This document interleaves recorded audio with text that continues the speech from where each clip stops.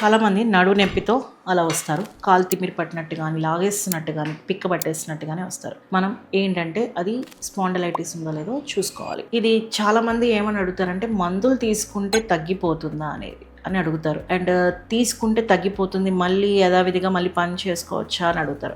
ఇవన్నీ chronic degenerative conditions. ఒకసారి damage అవ్వడం స్టార్ట్ అయిందంటే అది కంటిన్యూ అవుతూ ఉంటుంది. ఏజ్ పెరిగే కొద్దీ బోన్స్ యొక్క స్ట్రెంగ్త్ పోయి ఆస్టియోపోరోసిస్ వల్ల కానీ, ప్రాపర్ మినరలైజేషన్ లేకపోతే కానీ, జెనెటిక్స్ వల్ల కానీ మనకి డిస్క్ అనేది పాడిపోతూ, సో డిస్క్ కి సపోర్ట్ చేయక జారిపోతుంది. జారిపోయినంటే ఏదో నరువు కంప్రెషన్ అనా అవుతుంది, లేకపోతే నడువు నొప్పిలాగానే వస్తే కాళ్ళు లాగడం అన్న జరుగుతుంది. ట్రీట్మెంట్ తీసుకోవడం వల్ల ఏంటంటే మనం నరువు యొక్క ఇన్ఫ్లమేషన్ తగ్గిస్తుంది. మెడికేషన్ వల్ల నరువు యొక్క పనితీరు కంప్రెషన్ తగ్గించడానికి ట్రై చేస్తుంది.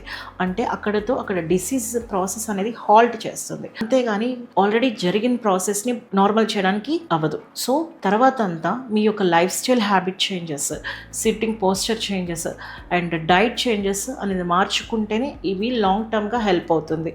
సరే నేను కొన్ని రోజులు మందులు తీసేసుకున్నాను, ఇంకా నాకు రాదు లైఫ్ లాంగ్ అనేది అస్సలు అవ్వదు. చిన్న యంగ్స్టర్స్ ఏజ్ లో ఉన్నారంటే మనం ఎంతో కొంత మనం మెడికల్గా మేనేజ్ చేసుకొని తర్వాత లైఫ్ స్టైల్ హ్యాబిట్స్ చేంజ్ చేసుకొని ఫుడ్ హ్యాబిట్స్ చేంజ్ చేసుకుంటే మనం ఇంప్రూవ్ చేసుకోగలం.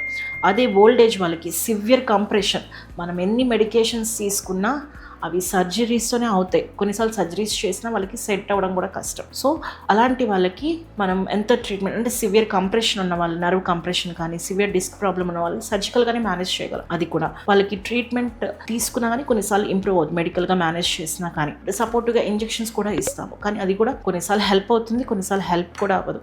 వాళ్ళకి ఖచ్చితంగా సర్జికల్గా మేనేజ్ చేయాలి. సో మీరు ట్రీట్మెంట్ తీసుకున్నంత మాత్రాన నాకు నార్మల్ అయిపోతుంది అని అనుకోవద్దు. ఇవన్నీ కూడా డీజనరేటివ్ కండిషన్స్. ఓకే, సో మీ life style habits, food habits, dietary habits అన్నీ చేంజ్ చేసుకోవాలి. Thank you.